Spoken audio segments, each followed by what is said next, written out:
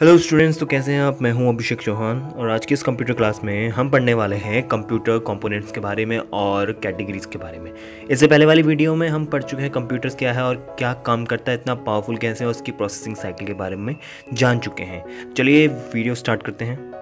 What are the components of a computer में हम computer के कंपोनेंट्स के बारे में बात करेंगे, जैसे कि इनपुट डिवाइसेस जिसके ज़रिए हम डेटा कंप्यूटर को सेंड करते हैं और ये डेटा प्रोसेसर के ज़रिए प्रोसेस होता है और फिर इसके बाद प्रोसेस्ड होने के बाद ये मेन मेमोरी में स्टोर्ड हो जाता है और आउटपुट डिवाइसेस हमें जो रिज़ल्ट प्रोसेस हुआ है वो हमें शो होता है। और साथ ही जो ऑक्सिलरी स्टोरेज डिवाइसेस होते हैं इनमें ये डेटा स्टोर हो जाता है फॉर अ फ्यूचर पर्पस या प्रोसेस के लिए, जब भी हमने फ्यूचर में ज़रूरत पड़े।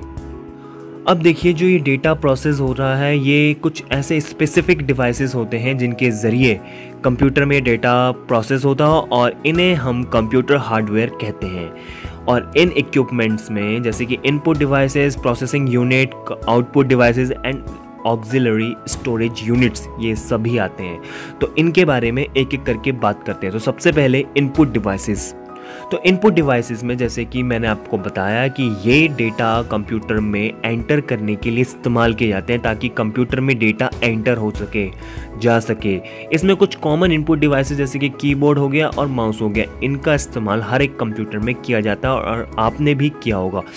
कीबोर्ड में जैसे कि कीज़ होती हैं, हम उन्हें प्रेस करते हैं और डेटा एक बाइनरी कोड के ज़रिए इलेक्ट्रिकल सिग्नल में कन्वर्ट होकर कंप्यूटर के अंदर जाता है। सेकंड इक्विपमेंट है प्रोसेसर यूनिट। तो देखिए, जो डेटा हमने इनपुट डिवाइस के ज़रिए कंप्यूटर में फीड किया था, एंटर करवाया था, तो वो डेटा प्रोसेसर यूनिट के पास जाएगा और प्रोसेसर यूनिट कई इलेक्ट्रिक सर्किट से मिलकर बना होता है। अगर बात करें तो प्रोसेसर यूनिट के दो मेन पार्ट्स होते हैं, एक सेंट्रल प्रोसेसिंग यूनिट होता है और दूसरा आपका मेन मेमोरी। प्रोसेसर यूनिट का जो फर्स्ट पार्ट होता है सेंट्रल प्रोसेसिंग यूनिट, यानी कि जिसे हम सीपीयू भी कहते हैं, ये कंट्रोल यूनिट होता है जो कि कंट्रोल करता है और एग्जीक्यूट करवाता है प्रोग्राम्स को उनके इंस्ट्रक्शन के हिसाब से। साथ ही arithmetic and logic unit ALU इसके अंदर होता है जो कि परफॉर्म करता है न्यूमेरिक एंड लॉजिकल ऑपरेशन, यानी कि जिस तरह की जो कैलकुलेशन होती है मैथमेटिकल टाइप्स की, ये ALU ये उसके अंदर होता है, ये परफॉर्म करता है और आपको एक रिजल्ट तैयार करके देता है कैलकुलेशन में जैसे कि एडिशन, सब्सट्रैक्शन, मल्टीप्लिकेशन और डिवीजन, ये सभी ALU के अंदर होते हैं जो कि आपके CPU के अंदर होता है। नेक्स्ट है आपका आउटपुट डिवाइसेस। तो देखिए, आउटपुट डिवाइसेस में आपके ज़्यादातर मेनली दो तरह के हार्डवेयर्स आते हैं। एक तो होता है आपका मॉनिटर स्क्रीन और दूसरा प्रिंटर, ये तो आपने देखे होंगे। और जैसे कि मॉनिटर स्क्रीन आजकल तो LCD और LED टाइप में आ रही है, लेकिन पहले जो आती थी बड़ी बड़ी साइज़ में जिनका आकार काफ़ी बड़ा और भारी होता था, उन्हें हम CRT ट्यूब्स वाली स्क्रीन कहते थे, यानी कि cathode ray tube. Next and last component है आपका ऑक्सिलरी स्टोरेज यूनिट। तो देखिए, जब आपके प्रोसेसर यूनिट में आपका कोई प्रोग्राम का जो डेटा है, किसी तरह की इंस्ट्रक्शन है, वो यूज़ में नहीं है, तो ये सारा डेटा और इंस्ट्रक्शन आपके ऑक्सिलरी स्टोरेज यूनिट में सेव हो जाती हैं ताकि आप बाद में जब इस्तेमाल करना चाहे तो उस डेटा, उस इंस्ट्रक्शन का इस्तेमाल कर सकते हैं। ऑक्सिलरी स्टोरेज यूनिट में जैसे कि आपकी CD ड्राइव और हार्ड डिस्क आती है। हार्ड डिस्क एक काफ़ी स्ट्रॉन्ग मेटल डिस्क होती है जो आपको काफ़ी लार्जर स्टोरेज कैपेसिटी देती है CD और डिस्क के मुकाबले। तो चलिए, अब नेक्स्ट पॉइंट है हमारा कैटेगरीज ऑफ कंप्यूटर। तो देखिए, कंप्यूटर की कैटेगरी को साइज, स्पीड, प्रोसेसिंग कैपेबिलिटीज़ और प्राइस के हिसाब से क्लासीफाई किया गया है। लेकिन आज के इस युग में टेक्नोलॉजी इतनी बढ़ गई है कि अब ये डेफिनेशन थोड़ी सी कहीं फीकी पड़ती जा रही है, क्योंकि आजकल हमें अंतर करना काफ़ी मुश्किल हो गया, क्योंकि आज हर एक छोटा सा छोटा और बड़ा सा बड़ा कंप्यूटर काफ़ी स्पीड और काफ़ी टेक्नोलॉजी में आ गया है। आज हर किसी के प्रोसेसिंग स्पीड फास्ट होती जा रही है, चाहे वो छोटा से छोटा कंप्यूटर क्यों ना हो। आपके हाथ में जो मोबाइल है वो भी एक तरह का कंप्यूटर है, उसकी स्पीड भी एक बड़े कंप्यूटर की जितनी होती है। तो इस तरीके से इनके बीच एक सीमा जो होती है बांटने की, वो बहुत छोटी होती जा रही है। तो लेकिन फिर भी हम अब बात करने वाले हैं जो कंप्यूटर को हमने बांटा हुआ है, जैसे कि माइक्रो कंप्यूटर्स। तो देखिए, माइक्रो कंप्यूटर्स को हम पर्सनल कंप्यूटर्स या मैक्रोज भी कहते हैं। ये स्मॉल डेस्कटॉप साइज सिस्टम होते हैं जिनका इस्तेमाल बहुत सालों से हाल ही में काफ़ी किया जा रहा है। इनका इस्तेमाल स्कूल, कॉलेज, घर में भी किया जाता है। इनकी जनरली प्राइस जो है आपको ये 40,000 से लेकर 30,000, अब तो 20,000 तक के भी मिल जाएंगे आपको एक बढ़िया सा पर्सनल कंप्यूटर।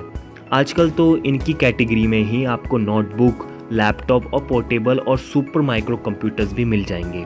नेक्स्ट है हमारे मिनी कंप्यूटर्स। तो देखिए, मिनी कंप्यूटर्स आपके थोड़े मोर पावरफुल होते हैं माइक्रो कंप्यूटर्स से, और साथ ही ये मल्टीपल यूज़र्स सपोर्ट्स करते हैं। इसके अंदर एक से ज़्यादा यूज़र्स अपना टास्क परफॉर्म कर सकते हैं, और साथ ही ये डेवलप किए जाते हैं स्पेशल टास्क के लिए, जैसे कि इंजीनियरिंग, कैलकुलेशन के लिए। और साथ ही इनका परफॉर्मेंस और जो कैपेबिलिटी है वो डे बाई डे मतलब रैपिडली बहुत ही तेज़ी से बढ़ते जा रहा है। और साथ ही इनकी जो कीमत है अप्रॉक्सीमेटली 60,000 से लेकर ऊपर ही होती है। और साथ ही जो काफ़ी फास्ट और काफ़ी तेज़ जो कंप्यूटर्स होते हैं मिनी कंप्यूटर्स, उनको सुपर मिनी कंप्यूटर्स भी कहते हैं। नेक्स्ट है हमारे मेन फ्रेम कंप्यूटर्स। तो देखिए, मेन फ्रेम कंप्यूटर्स आपके लार्ज सिस्टम साइज़ में होते हैं, काफ़ी बड़े बड़े होते हैं, और इन्हें हैंडल करने के लिए 100 या 100 से ज़्यादा यूज़र्स की ज़रूरत पड़ती है, और इनके अंदर काफ़ी लार्ज स्टोरेज अमाउंट होता है, और साथ ही इनमें प्रोसेसिंग ट्रांजैक्शन जो होती है काफ़ी हाई रेट में होती है। इन्हें रखने के लिए काफ़ी स्पेशलाइज एनवायरनमेंट की ज़रूरत पड़ती है। वहाँ हवा सही तरीके से बनी रहनी चाहिए, किसी तरह के डस्ट पार्टिकल्स नहीं होने चाहिए, और साथ ही कूलिंग सही तरीके से होनी चाहिए। और ऐसे एनवायरनमेंट में आपकी ह्यूमिडिटी या नमी, किसी तरह की कोई प्रॉब्लम, ये चीज़ें नहीं होनी चाहिए। और साथ ही इलेक्ट्रिकल पावर आपकी कंटिन्यूस चलती रहनी चाहिए। ये जगह घेरने के साथ साथ भी इनमें केबल सिस्टम बहुत बड़ा और काफ़ी ज़्यादा होता है। इनमें केबलिंग बहुत ज़्यादा होती है, और साथ ही इनकी कीमत हज़ारों से लेकर लाखों और करोड़ों तक होती है।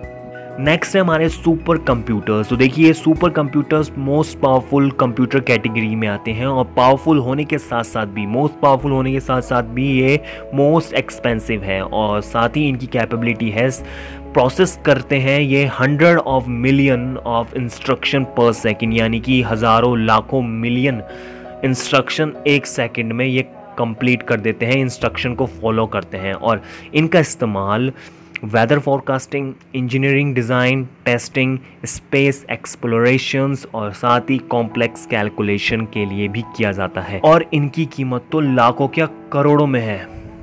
तो आज का ये चैप्टर हम यहीं ख़त्म करते हैं, फिर मिलेंगे हम नेक्स्ट चैप्टर के साथ। Okay student, now take care and good bye.